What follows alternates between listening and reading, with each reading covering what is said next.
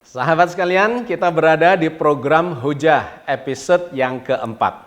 Disclaimer terlebih dahulu, bahwa program ini adalah program yang dikhususkan untuk membahas, mengkaji narasi-narasi provokatif yang dilakukan atau disampaikan kepada agama-agama, khususnya adalah akidah Islam. Banyak yang memunculkan narasi-narasi bahwa agama ini sesungguhnya adalah tidak masuk akal. Agama ini tidak ilmiah, hanya dibangun berbasis pada kepercayaan dan seterusnya dan seterusnya. Nah, program ini dikhususkan untuk mengkaji narasi-narasi yang provokatif itu sebagai jawaban. Dan kita melakukannya secara ilmiah juga. Disclaimer yang kedua adalah program ini sama sekali tidak membahas tentang orang, tentang siapa yang berbicara atau menyampaikan narasi itu. Melainkan lebih kepada substansinya, apa yang dia bicarakan. Jadi jangan ada anggapan bahwa ini menyerang seseorang atau siapapun, sama sekali tidak. Melainkan ini adalah proses pembelajaran. Berpikir secara kritis, secara ilmiah terhadap narasi-narasi yang semestinya bisa dipertanggungjawabkan karena telah melakukan provokasi terhadap ajaran agama, khususnya akidah Islam. Di episode kali ini kita masih akan mengambil dari sebuah channel yang bernama Forbidden Question. Kenapa itu kita pilih? Dikarenakan banyak sekali narasi-narasi di sana yang dilakukan secara provokatif terhadap agama secara umum maupun khususnya terhadap akidah Islam.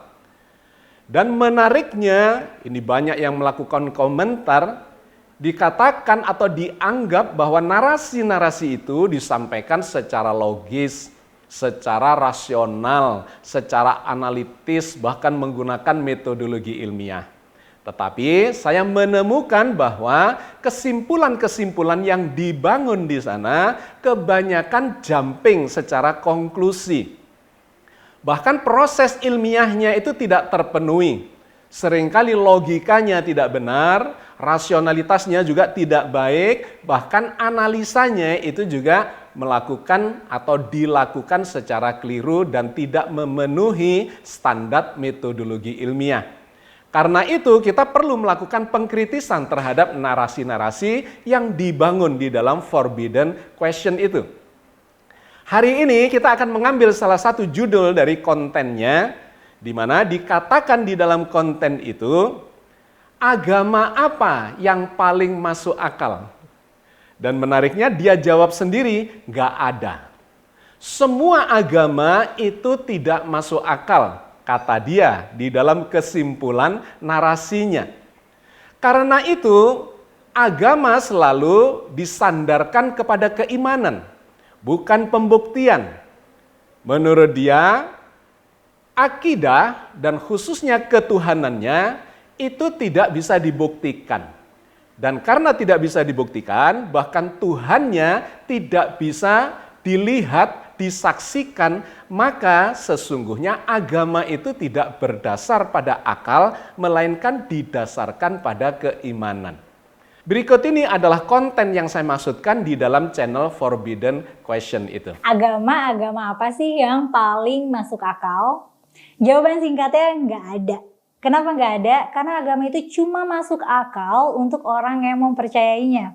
Dasar agama dan ketuhanan memang nggak masuk akal. Konsep mengenai keberadaan Tuhan itu tidak masuk akal, makanya yang digunakan adalah iman, bukan akal. Iman itu kan percaya tanpa melihat, percaya tanpa menyaksikan. Karena Tuhan itu nggak bisa diamati, jadi tidak bisa dibuktikan ada, tidak bisa dibuktikan tidak ada. Ya udah, mentok di situ. Oke, sahabat sekalian, mari kita kritisi narasi yang dia sampaikan. Agama apa yang paling masuk akal? Tidak ada, kata dia. Semua agama itu tidak masuk akal. Mari kita bangun kajiannya, pengkritisan terhadap narasi ini. Ada dua bagian yang paling mendasar terkait dengan kesalahan berpikir dia secara ilmiah. Yang pertama adalah frase yang mengatakan bahwa semua agama. Itu frase yang pertama. Frase yang kedua adalah tidak masuk akal. Apa kesalahan yang dia lakukan dalam narasi ini? Yang pertama adalah dia melakukan kajiannya terhadap semua agama. Ini adalah sebuah awal yang sangat fatal untuk mengkritisi agama yang nanti dikaitkan dengan tidak masuk akal itu. Kenapa saya sebut sebagai sebuah kesalahan yang fatal? Dikarenakan dia menyamakan semua agama. Padahal agama-agama itu berbeda-beda. Paradigmanya berbeda pada setiap agama. Ada yang membangun keyakinannya, kepercayaannya, keimanannya berbasis pada akal. Tetapi ada agama yang paradigmanya membangun keyakinannya hanya berdasar pada kepercayaan begitu saja. Dogmatis, doktrinal. Sehingga tidak bisa dipersamakan semua agama. Itu adalah kesalahan yang fatal. Yang kedua adalah konsep ketuhanannya. Ada agama yang menjadikan benda-benda mati sebagai Tuhannya, yang disembah-sembah, yang diberikan sesembahan dan seterusnya. Ada juga agama yang menjadikan manusia sebagai Tuhannya. Dan agama yang lainnya lagi menjadikan sesuatu yang transendental, sesuatu yang maha berkuasa, maha segala-galanya, yang kemudian dia yakini sebagai Tuhannya. Jadi konsep ketuhanan setiap agama itu berbeda-beda. Karena itu adalah kesalahan yang fatal ketika mengeneralisir semua agama dikatakan sebagai tidak masuk akal. Yang ketiga, akidah dan peribadatannya juga berbeda-beda. Karena itu justru tidak masuk akal ketika kita melakukan kajian dengan mempersamakan seluruh agama-agama yang sesungguhnya berbeda-beda itu. Satu hal penting yang sama di antara agama-agama itu hanyalah semua mengajarkan kebaikan. Disitulah kesamaan dari semua agama. Tetapi paradigmanya berbeda, konsep ketuhanannya berbeda, akidah dan peribadatannya berbeda. Sehingga ketika ada sebuah narasi yang melakukan kajian kritis terhadap semua agama dan kemudian dikaitkan tidak masuk akal, itu dia sudah memulai prosesnya dengan sebuah kesalahan yang fatal. Itu yang pertama. Yang kedua adalah frase tidak masuk akal. Kita harus memberikan definisi yang jelas terhadap apa itu yang disebut sebagai akal. Saya melihat narasi yang dibangun ini tidak memberikan penjelasan yang definitif terhadap apa yang disebut sebagai akal itu. Secara umum, akal itu adalah kecerdasan. Dan kecerdasan itu kalau di breakdown itu memiliki beberapa bagian di sana. Ada yang disebut sebagai kecerdasan intelektual, di mana kecerdasan intelektual itu berbasis kepada logika, rasionalitas, analisa, dan metodologi ilmiah. Itu adalah kecerdasan intelektual. Di mana dengan kecerdasan ini kita mencoba atau bisa menggunakan kecerdasan intelektual itu untuk memahami realitas. Tetapi yang kedua, ada kecerdasan emosional. Yang ini berbeda mekanismenya dengan kecerdasan intelektual. Tetapi fungsinya sama. Kecerdasan emosional adalah satu kecerdasan yang bisa digunakan untuk memahami realitas. Meskipun realitasnya bisa berbeda dengan realitas yang difahami dengan sudut pandang intelektual itu. Di intelektualitas atau kecerdasan intelektual, realitasnya adalah realitas objektif. Tetapi kecerdasan emosional itu untuk memahami realitas yang subjektif. Apakah ada realitas yang subjektif itu? Ada dan banyak sekali, bahkan kemudian kita nanti akan melihat di dunia ilmiah pun ternyata tidak bisa menafikan kecerdasan yang bersifat subjektif itu atau kecerdasan emosional itu. Yang ketiga adalah kecerdasan yang bersifat spiritual yang semakin subjektif. Nanti pada waktunya kita akan membahas ini secara lebih detail. Poin yang ingin saya sampaikan adalah narasi yang dibangun di Forbidden Question terkait dengan agama itu tidak masuk akal, itu tidak definitif. Dia rupanya menyandarkan pemahaman akal itu sebagai common sense. Apa itu common sense? Common sense adalah pendapat umum terhadap suatu fenomena. Nah, kalau akal itu hanya disandarkan secara general seperti itu, maka tentu sangat berbahaya untuk menunjukkan kebenaran dari sebuah realitas. Saya kasih contoh yang sangat sederhana dalam kehidupan sehari-hari. Misalnya, terkait dengan common sense bahwa matahari itu terbit di timur, kemudian bergerak ke atas, dan kemudian tenggelam di barat. Itu adalah common sense. Sehingga ketika seseorang mengatakan bahwa matahari terbit di timur, naik ke atas, kemudian tenggelam di barat, maka dikatakanlah itu masuk akal. Tetapi kemudian ketika diteliti secara ilmiah, ternyata itu tidak menunjukkan hakikat kebenaran dari pergerakan matahari itu. Dikarenakan ternyata menurut sudut pandang ilmiah, para ilmuwan yang melakukan penelitian, ternyata yang bergerak itu bukan mataharinya, melainkan adalah buminya. Bumi itulah yang bergerak, rotasi, berputar pada sumbunya terhadap matahari yang relatif diam terhadap bumi itu. Bagian yang menghadap matahari, maka siang. Bagian yang membelakangi matahari disebut malam. Bumilah yang berputar siang malam, siang malam. Di sini kita menemukan bahwa orang awam memiliki kesimpulan bahwa yang masuk akal itu adalah matahari terbit di timur dan tenggelam di barat. Tetapi bagi para ilmuwan mengatakan sebaliknya. Sebenarnya yang terjadi, hakikat realitasnya itu adalah mataharinya relatif diam, buminya yang berputar, berotasi sehingga terjadi siang dan malam. Contoh yang lain lagi, ada yang mengatakan bahwa benda padat itu sesungguhnya tidak memiliki lubang, tidak memiliki pori-pori, rapat antara bagian-bagiannya, solid.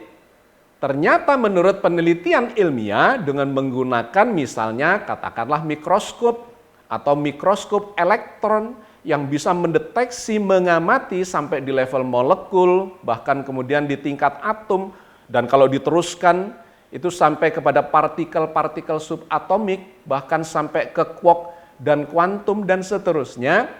Maka kesimpulan orang awam yang mengatakan bahwa benda padat itu adalah sesuatu yang pejal, sesuatu yang solid. Itu yang masuk akal bagi dia.